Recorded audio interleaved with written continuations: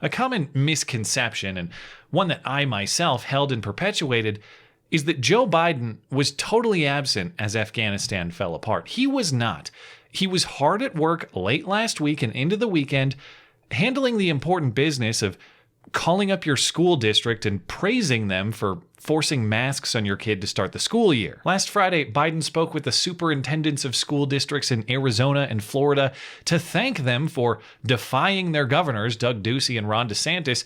Both governors have taken measures to prohibit mask mandates in their state schools, but the districts are resisting and forcing the masks anyway. So Joe wasn't missing in action. He was on the front line of the most important action, making sure your kids are forcibly muzzled. And besides, the Taliban was already masking up Afghanistan at record pace anyway, so the important things were being taken care of there too. Now, what the governors of Florida and Arizona and other states are doing is very simple. They've signed new laws or they've taken other action to prevent school districts from forcing masks on students. But you are still perfectly welcome to put a mask on your kid. Teachers and staff are perfectly welcome to wear masks themselves. It's just that you don't get to force a mask on someone else's kid. That's it.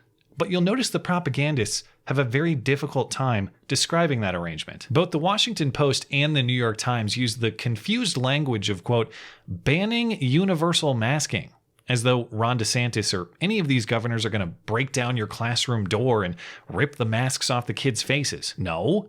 Universal masking is perfectly fine as long as the parents and the kids make the choice to mask. It's the choice that matters, not what the choice is. But I guess that's a concept lost on those suddenly insisting it's now your body, their choice. To consider that propaganda point more thoroughly, would you call your freedom to eat what you want banning universal dieting? Would you call your freedom to sit on the couch all day if you want to banning universal exercise? Would you call your freedom to work the job that you want to work banning universal employment? Probably not, because that's a confused way to describe what is otherwise a very simple concept: freedom. It's much more simple to call these things matters of personal choice with, yes, matters of personal consequence for choosing unwisely, because that is the way that freedom works. It comes with both rewards and consequences. Universal in their language is code for forced. Universal is code for mandated. Universal is code for no choice.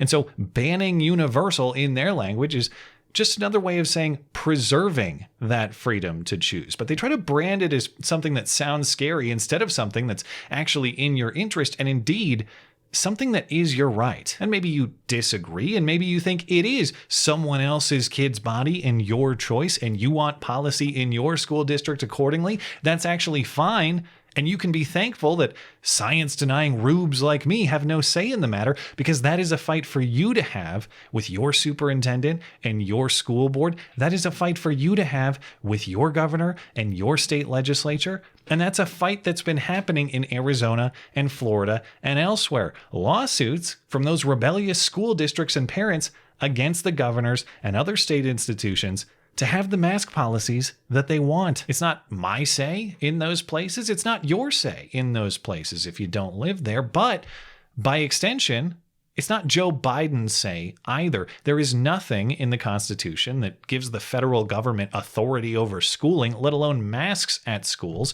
That undelegated power is squarely reserved for the states by virtue of the 10th Amendment. So if you don't want me meddling in your school, on the same principle, you shouldn't want Joe Biden meddling in your school either. And it is fair to say, well, simply calling people to encourage them in a fight he believes is just is probably not a constitutional betrayal. Come on, man, that's just Joe being Joe. Sure.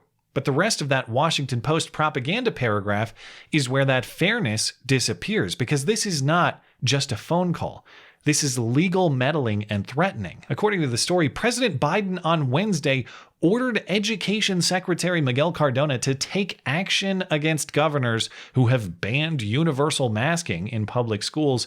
Biden is taking a tough stance against those he says are trying to block and intimidate local school officials. More confusing phrasing still. So Biden is protecting the right to local management by cracking down on states with top-down federal intervention. Biden is protecting local management through centralized Washington, D.C. management. Make no mistake, this is not about local choice or management. If it was, Biden would never be involved. This is about making sure states and localities only make the choice that Joe Biden wants them to. But for some reason, we don't call this move banning state autonomy, or banning states' rights, or banning the constitutional delegation of powers. And anytime Biden tries one of these legal novelties, whenever he starts freestyling it and ordering states and localities to do this or do that, it's always important to look at how he's claiming the legal authority to do it.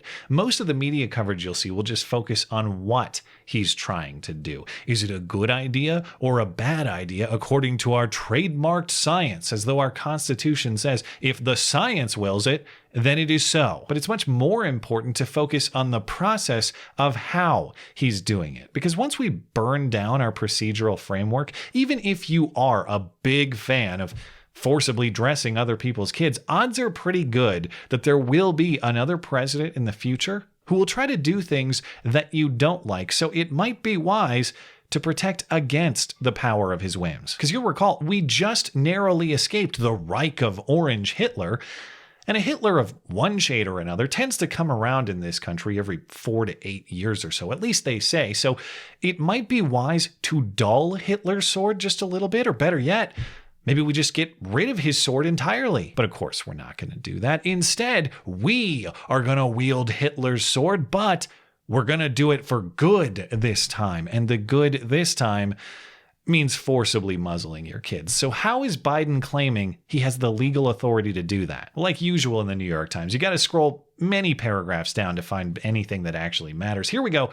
The Education Secretary, Miguel Cardona, is appalled. He's appalled by states handling their own internal affairs. He's appalled that governors he disagrees with are putting students and staff at risk. Again, as though the Constitution says where the Education Secretary is appalled, his whims shall be made so. He says these governors are blind to their blindness, apparently himself blind to the irony that his job is constitutionally blind. He has no legitimate claim to his very title, let alone a legal claim to intervene with state and local school mask policy. But here's how he's going to try it. Invoking the Education Department's Civil Rights Enforcement arm, Cardona will use the 1964 Civil Rights Act to initiate investigations into school districts or states where policies and actions rise to potential violations of students' civil rights.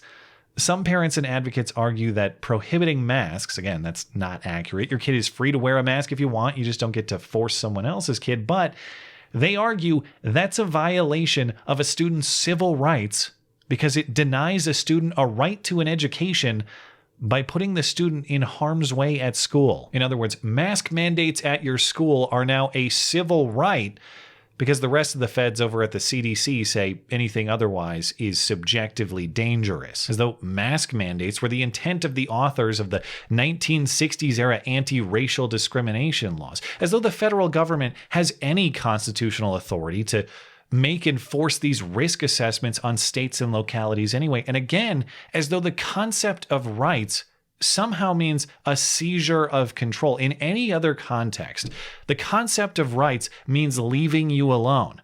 But now it apparently means the right to have the federal government control you. And with standards this wide open, where anything the federal government likes and wants is now a civil right to be federally enforced, what is the limiting principle?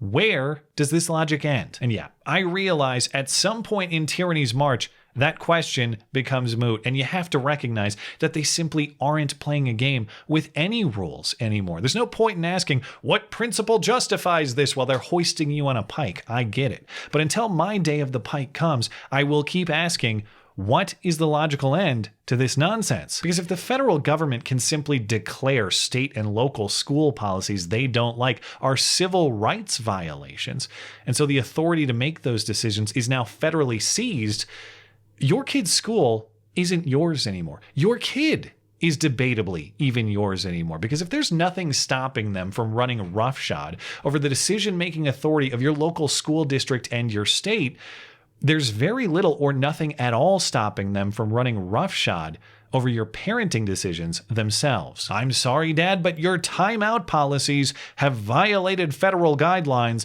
on your child's civil rights. So your parenting philosophy is hereby dismissed because the state, just like everything else, can do that much better than you can. Oh, how ridiculous. Oh, how alarmist. Oh, what fear-mongering nonsense. Well, forgive me if I won't take any lectures on sensationalism from the same people who were howling at the moon about Trump's fascism and authoritarianism every single day up until 5 seconds ago, when none of these power grabs were actually being attempted. It is much more substantiated to raise these concerns now, when so many of them are creeping into traditionally local aspects of American life. It is not alarmist to recognize that setting the Guinness World Record on executive orders is a historic presidential power grab, and a move that demonstrates a lack of interest in working with Congress, who's actually responsible for lawmaking. It is not alarmist to recognize this president explicitly and admittedly does not care what the Supreme Court or the Constitution say, and that he doesn't care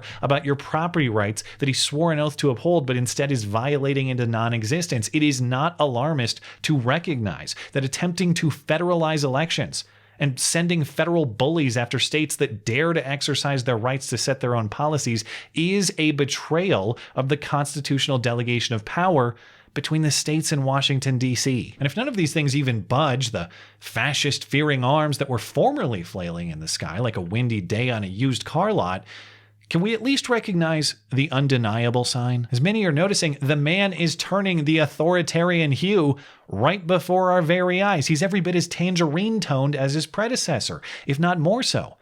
Look at him. He is the orange man now.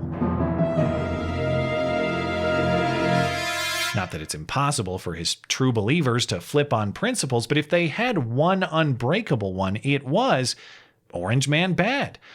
So maybe Orange Man good is where they finally draw the line. Thanks as always for listening and for supporting this channel always. Appreciate that thoughtful discussion down below, and especially over on Minds. That is at ML Christiansen. You're always welcome to coming out and chat in my live streams. Those are linked down in the description. Looking forward to it.